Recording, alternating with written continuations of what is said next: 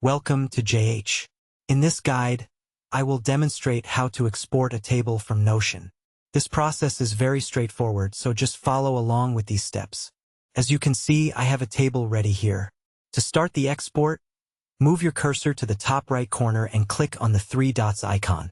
This opens a menu where you need to select the export option. Now, you must choose your preferred export format. You can select from PDF, HTML, or Markdown and CSV.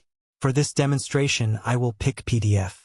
You can then decide how to include your databases, choosing between the current view or the default view. Additionally, you can specify which content to include, such as everything or excluding files and images. Next, select your page format from options like A4, A3, letter, legal, or tabloid.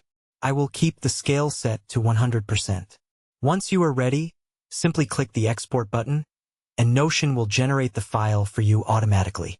A window will appear asking where you want to save the document.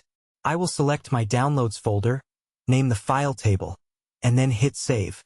When you open your Downloads folder, you will see the table file is there and ready to be viewed. Thank you for watching.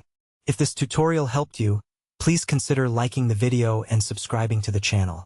I will see you in the next one.